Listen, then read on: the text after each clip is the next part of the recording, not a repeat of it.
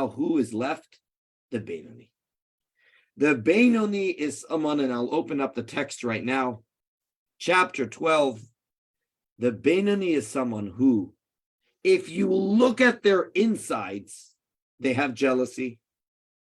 They are bothered by the temptations of the world. They get irked by people.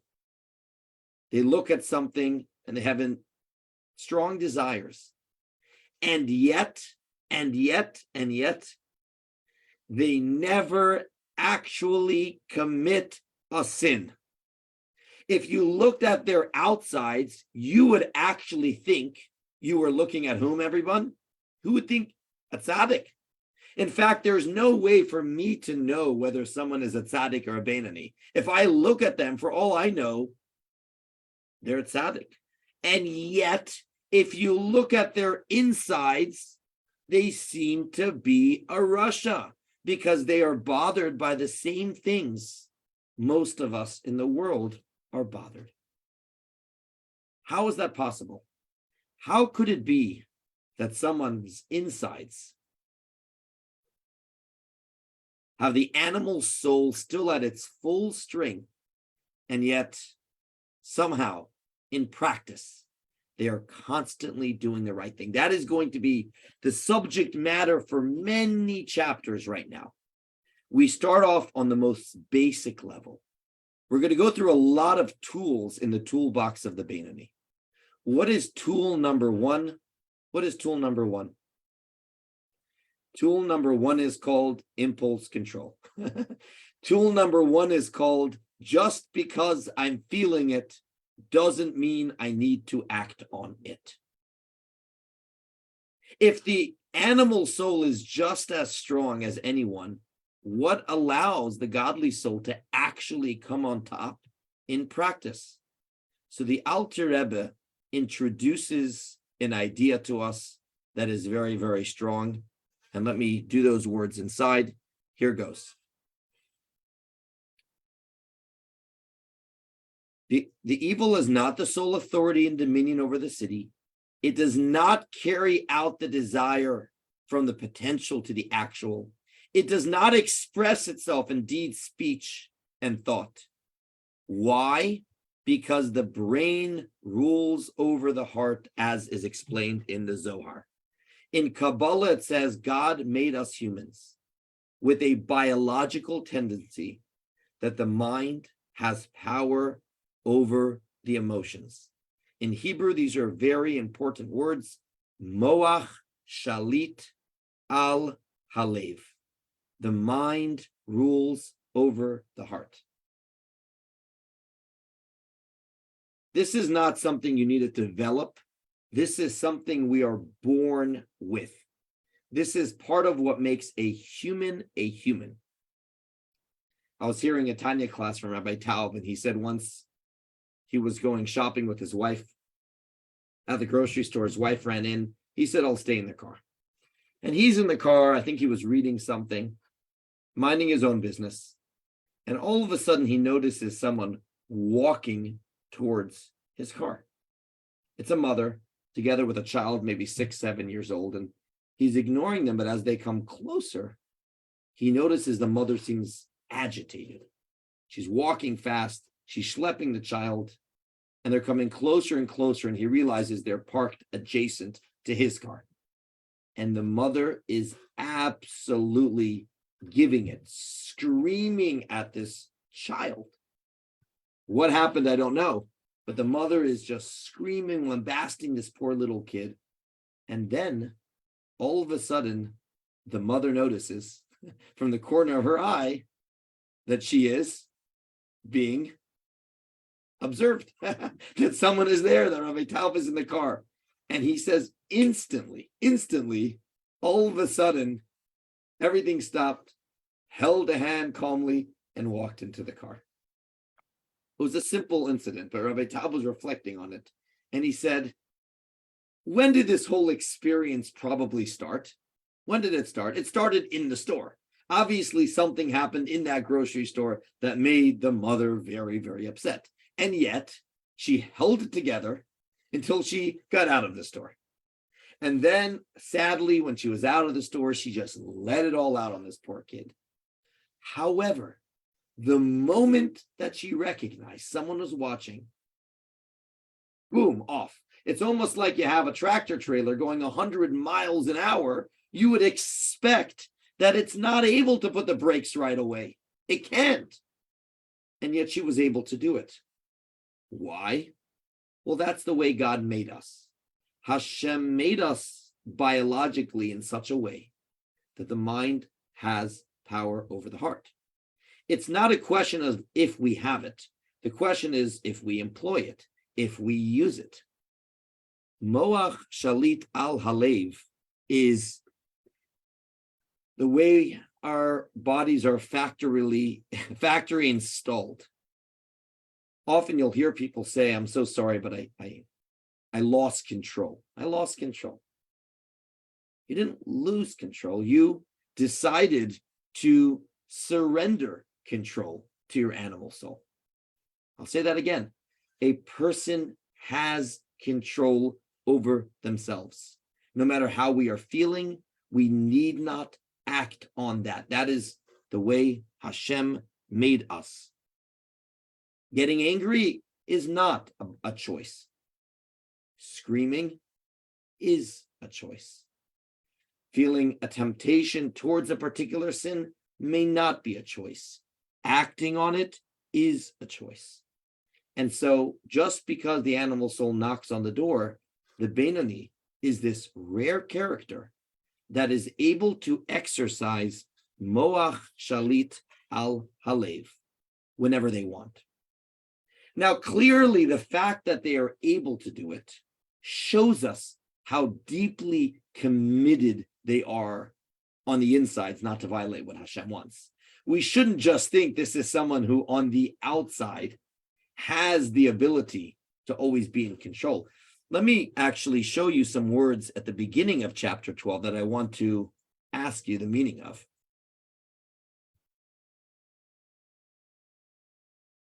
The Beinoni is someone in whom evil never attains enough power.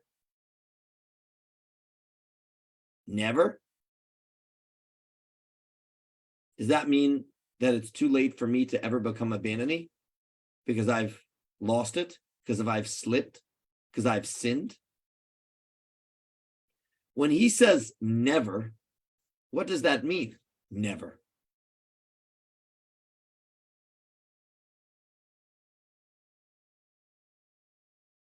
So the answer is, based on the way they are right now, if you put them through the algorithm, their commitment to Hashem, their commitment to doing what's right is so strong that they are in a place right now that they will not do it.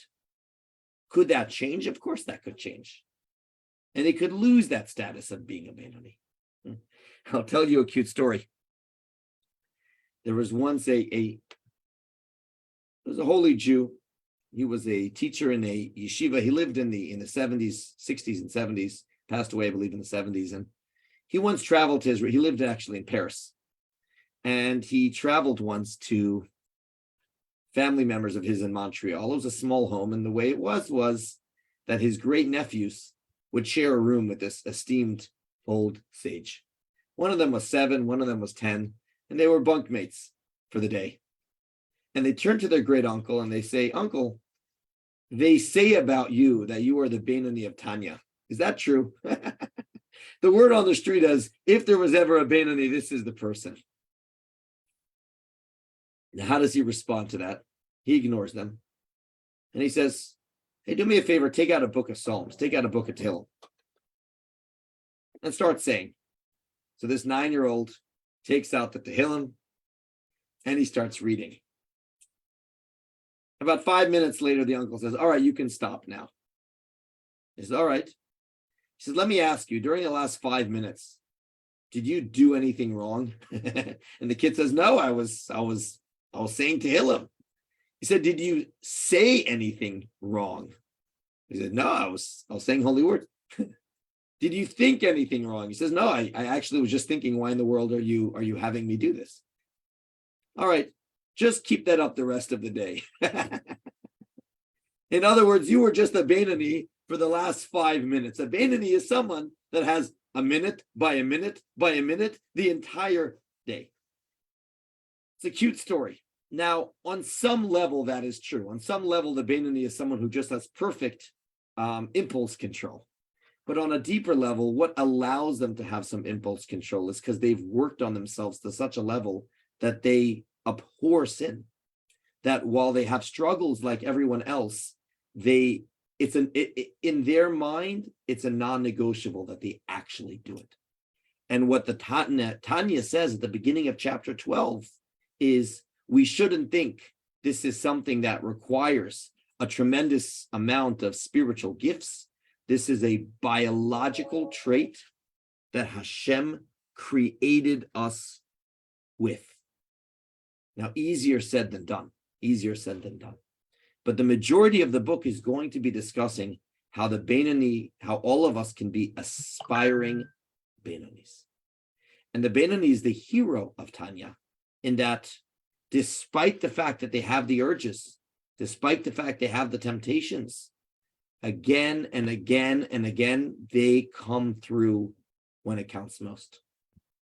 I'm reminded of the story of Moses at the burning bush. You probably remember Moshe is there and he sees there's a bush, and it is on fire. It's on fire. And yet the thorns are still there. The thorns are not consumed. And he approaches the bush to see this incredible phenomena of this thorn bush that is not being consumed. And God tells him, take off your shoes, Moshe, because the ground that you are at is a holy ground. In a sense, one could say that the entire book of Tanya is on this idea. That you have an individual who, thank God, is inspired to do the right thing. That they have a fire, a good fire, a godly fire, to do what's right. And yet, guess what? Despite the fact that throughout their life they are motivated to do what's right, the thorns in their life are never consumed. They never go away. The temptation is still there. The pettiness is still there. The jealousy is still there. But Hashem says, you know what? The place that you are standing is so holy, is so holy. The fact that time and time and time again, you come through in the realm of where it counts the most, and that is in the garments of the soul. Now, how is that possible? How could it be that they don't even slip one time? How could it be that if you stretch this rubber band, it doesn't one day snap? We're going to continue to develop this theme as Tanya goes on. But for today, we should know that this Tanya says this is in our biology. What makes us different than the animal isn't so much in what we are capable of doing, it's what we're capable of not doing. The ability to say no, the ability to, even though I feel something, I need not act on it. The ability that even though there's a perfect storm and I'm grumpy today and I don't feel good and I'm hungry and my kid is irking me and there's that perfect storm going on in my life, I may not feel great. I may not feel inspired, but it is still within my ability to do what is right. We're reading in the Torah portions about the ark that they built, the Mishkan that they built for Hashem. And one of the articles was the ark, and the ark was the holiest, the Aron, housing the Luchot. And you'll notice it was built in a very particular way. The innermost layer was what? Was gold. It was gold. Then on top of that was wood. And then on top of that was once again gold. Some commentators even say there were 3 separate boxes. There was a gold box, then a wood box, then a gold box.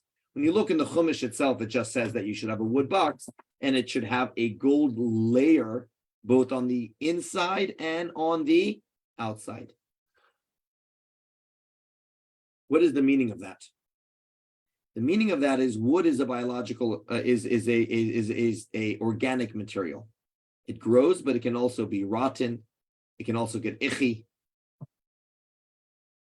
Tanya is a program for us that on the outside, we are able to be gold. We are able to be gold on the outside. The way we actually express ourselves is gold. Some people have a hard time doing that. They say, what do you mean? That's a hypocrite.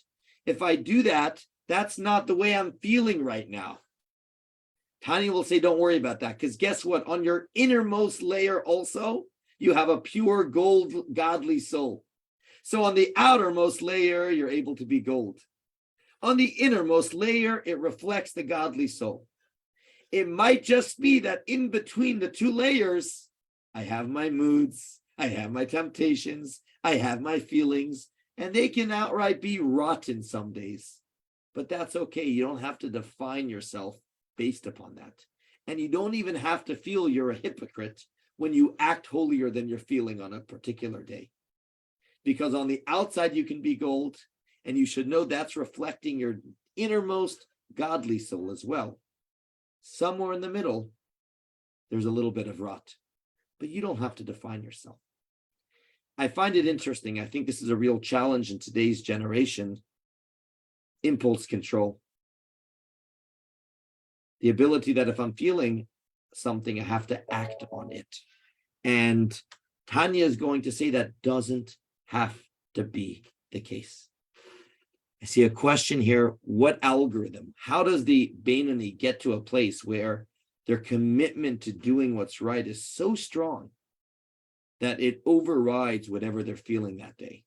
That's going to be something that's going to continue to explore. What are the things the Beinoni tells themselves when they are having this temptation? We're going to explain that. It's going to be through meditation. It's going to be through a good davening in the morning. It's going to be through understanding what sin is. Tanya is going to go on for a very long amount of time right now explaining the mindset of the Beinoni and how the Beinoni gets to a point where they're able to have that moach shalit al halev. But for today, the take home today is just because I'm feeling rotten, I can still act like gold. And there's something very holy and beautiful about that. And when I do that, I should feel that God is telling me the place that you are standing is hallowed ground. Even though the thorns are not consumed, you are still right now being filled with a godly fire.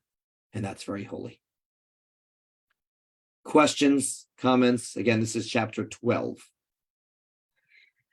So, Rabbi, it's interesting with the three layers, the gold on the inside and the gold on the outside, though I would imagine that the rotten wood could come through the gold on the outside. But there'd be nothing, we weren't made where any human being could be rotten to the core.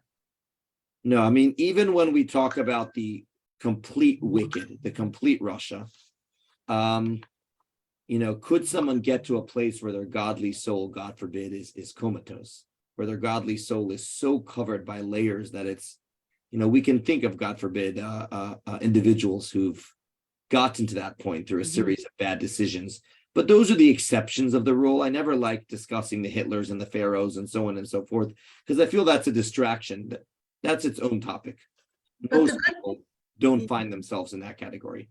And but the good thing is, if we view every human being that we encounter as inside at the core, they're gold. 100%. And that's really a Purim meditation. When you see someone with a mask on Purim, you don't think they're a tiger. You don't think they're a Haman. You say right now they are wearing a Haman mask. Now let's keep that up the other 364 days a year. That's a challenge. So actually later in Tanya chapter 32, it's going to say everything that we're saying about ourselves, we can use also when it comes to seeing someone else. But how often do we know people who are acting a certain way, and it is unfortunately because of circumstances in their life that's causing them to don an ugly mask? Now, I'm not giving them a pass, but it at least allows us to say, hey, what they're doing right now, they are a victim of their animal soul because of circumstances that they are in. But that isn't who they are. That's the way the Rebbe wanted us to look at everybody. To really think they're donning a Haman mask right now, or maybe not a Haman, a little, little less violent than that. They're donning an animalistic mask that is sadly hiding over who they are.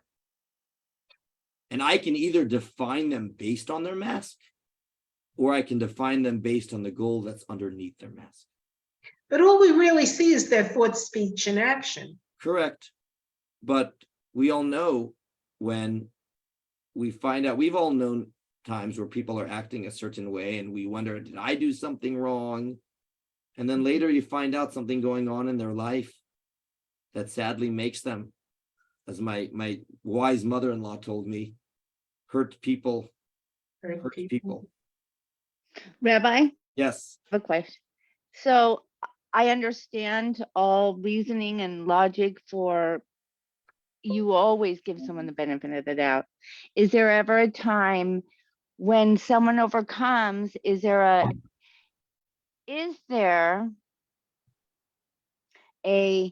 could someone have hardships and still be a Russia? And can you, even though they have hardships, make bad choices and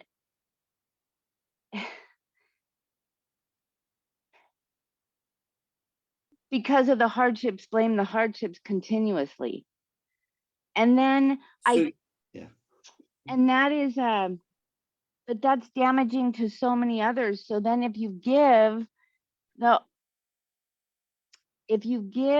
and I get you give the empathy, but is the empathy beneficial to the environment when it becomes damaging? It's almost like Tanya wants us to have a double standard, but in a good way. That when it comes to our own challenges and obstacles, we tell ourselves, yes, this was given my way, but I have the ability, the strength to overcome it. God doesn't give anyone something they cannot handle, and I cannot allow my obstacles to define me. I must persevere. So when it comes to our own challenges, we don't give us a pass. When it comes to others, that's where we try to have the compassion. That's when we try to see that as a mask. Now, what you're asking is, could it ever get to a point where we become, you're saying... Can someone ever cross the line? Do we ever have to give hard love? That's another question. Well, not even hard love. Could someone do something so egregious that it's like, could someone do something so egregious? Well, there is we're going to discuss this when we do chapter 32, but there is a mitzvah in the Torah to rebuke someone. It's one of the mitzvot in the Torah. I'm not talking about that. I'm not it's talking about that. Meaning to tell people. No, there I'm are not talking times about where that. we have to, but we have to really search our heart and our soul first and know why we're doing it. In general, when in doubt, we err on the side of compassion. Of course. I'm just discussion. saying. No, I get it. Okay, Any other questions? No, it's a good discussion. Anything else for today? Anyone? So if Rabbi Taub saw the woman, saw him and continued and started throwing a kid around and being really a Russia. Well, she had already become a Russia in that she lost it. Tanya says, when you lose it, at that moment, you are a Russia. It doesn't mean you can't do teshuvah, but when a person loses it, they surrender control to their animal soul, to the point that the animal soul is now expressing itself through their thought, speech, and action. They're no longer a Beinoni. A Beinoni doesn't have that happen to them. So does Rabbi Taub then step in? Well, that's a, yeah. That's the question. Okay. You can't, yeah. Often, when we talk about the mitzvah of rebuking someone else, there's a lot of conditions there. First and foremost, is the person going to be receptive Do you already have a previous relationship with the person that they know you're coming from a place of love? There's a whole list of things you have to do before you step in. To a stranger, can't really do that. Okay. All Thank right, you. everyone. So the take home from today is we can be abandoned even for a minute or for an hour, even on a hard day. Everyone should have a beautiful day. Amen. Thank you, Rabbi.